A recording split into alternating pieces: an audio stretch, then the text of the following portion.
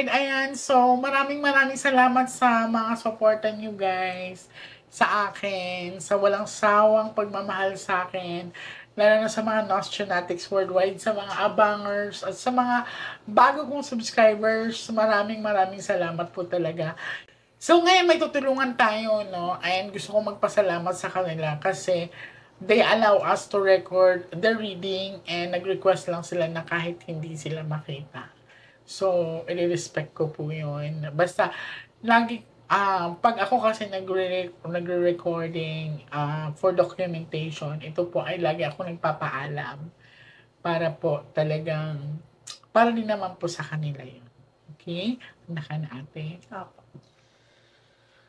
So, may gamit ako ng kamag-anak nila and picture frame nasa akin, ng picture no. Ilang taon nga siya, ate? 25. Bata pa. He's so young.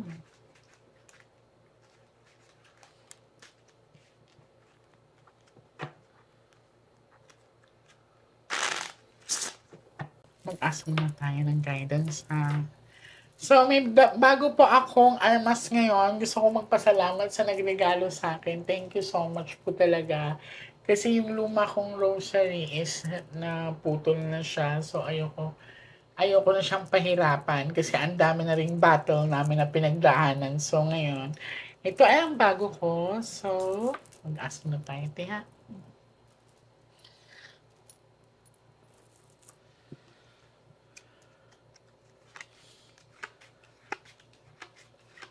I want you to focus, ate.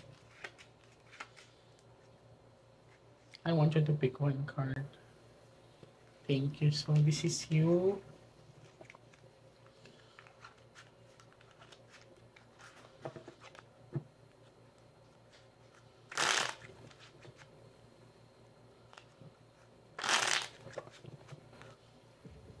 Cut the cards into 3.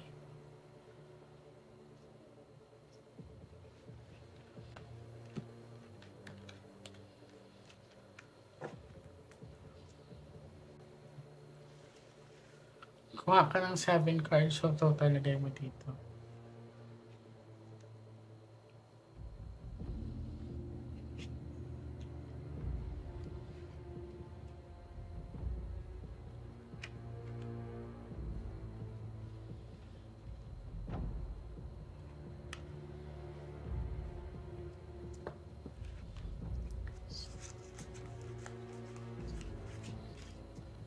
Pag may jack dito, siya na yan, ate. So, ikaw to.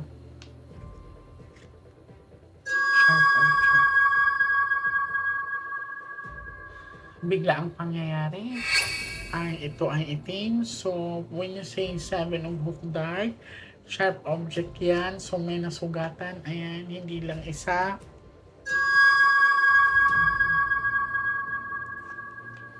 Ayan na siya, oh.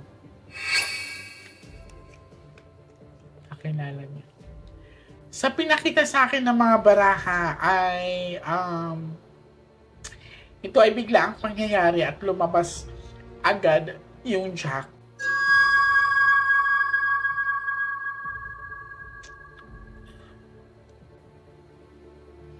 Ang pinaparamdam niya sa aking pain ay sa bandang ulo dito and dito sa dibdib.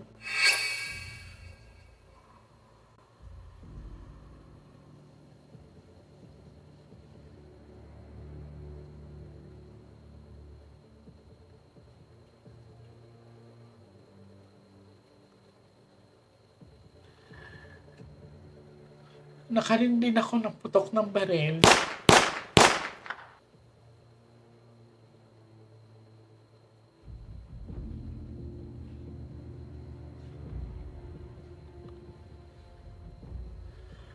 Titignan ko kung ano pang ipapakita niya sa akin.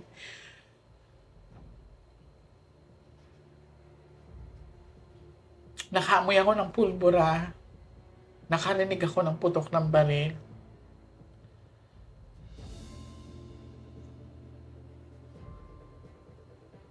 Ang taas ng chances na pinapakita sa akin. Sinasabi ng baraha, Ace of Heart kasi to, this is happiness and love life. relationship at least. So may kinalaman ang relasyon dito. Maaaring napagdudahan or napagsilosan siya. Sa pinakita pa sa akin ng baraha, may gamit na nawala. Mga gamit na nawala. Pero pinapaintindi sa akin na hindi yun yung purpose. Parang it's a mislead lang siya. Para makita ng mga investigador na pagnanakaw ang motibo. Pero dito sa cards ay malinaw na hindi.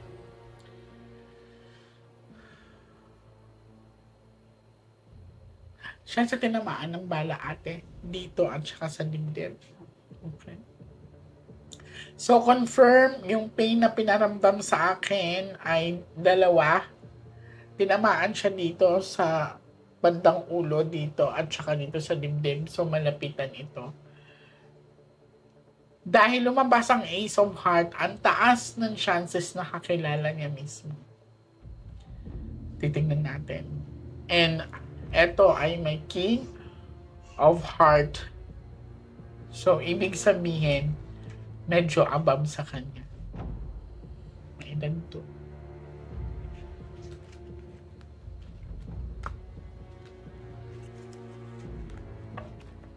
Cut the cards into 3.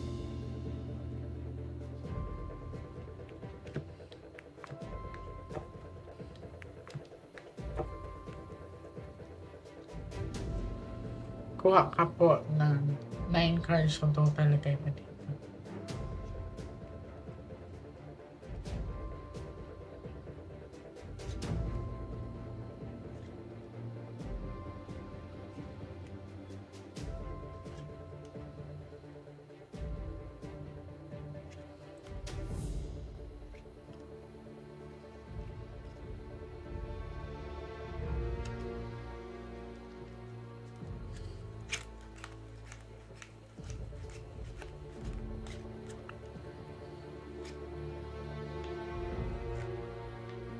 Pagbiyahe.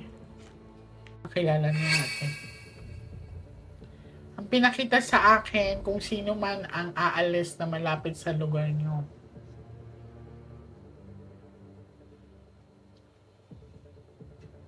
Yan ang sinabing clue.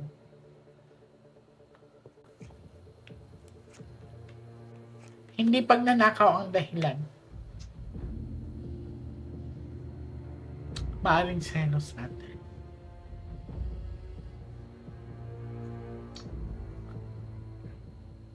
Wala ba siya naging karelasyon? Sa pagkakaalam niyo. Nasaan yung girlfriend niya? Nakausap niya na ba?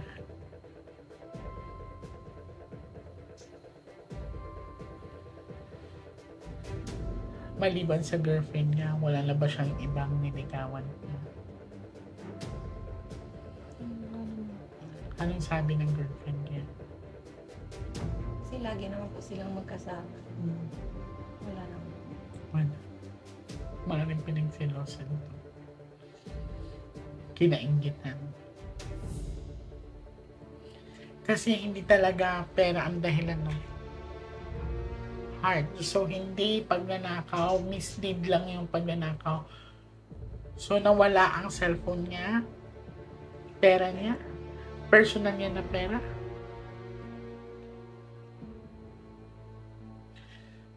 Uulitin ko,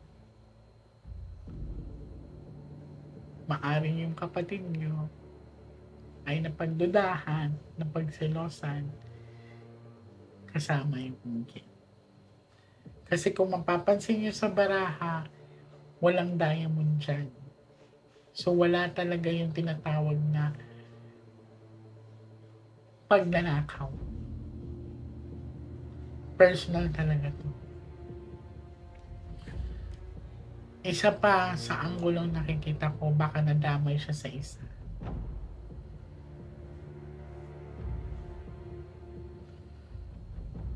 So, 2 sila ang bantay na yon. Ang unang binaril is yung kapatid nyo. Hindi po namin. Titignan natin ha. Pag ito ng dalawang jack, baka nadamay din ito.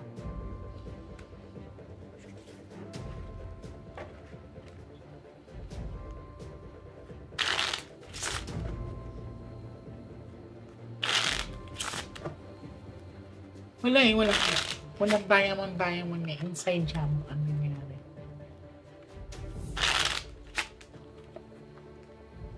Baka kasama lang din nila. Cut the cards into 3. So, ang taas ng chances kasi baka may personal na galit siya or inggit sa kapatid mo.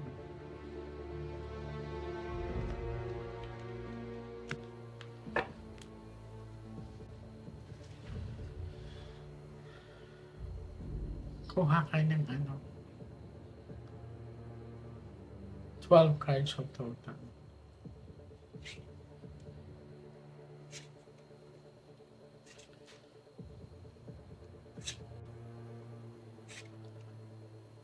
Security guard kapatid niyo, tama?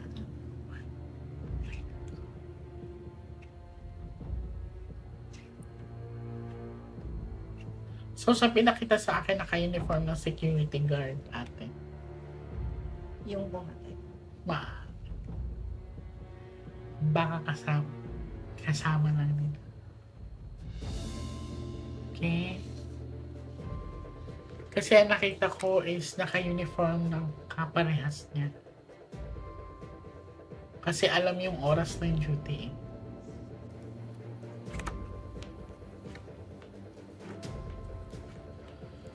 Kanina pa tong king.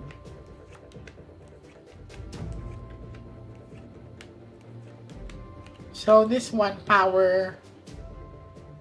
So mas above sa kanya. Ibig sabihin, baka mas matanda or mas matagal sa kanya at naunahan siya ng kapatid niyo. Kumbaga naangatan siya ba? So sa pinapakita sa akin, malinaw na malinaw, ang taas ng chances, nandyan lang sa malapit or kakilala niya talaga mismo. May nakikita ako nakasuot ng uniform na pang security guard.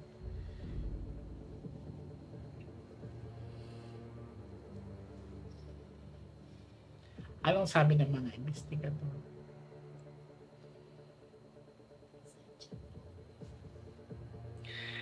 Kagaya ng sinabi ko, inside job.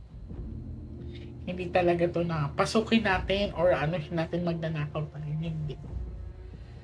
May personal na galit, inggit, pagsiselos. Ang nangyari.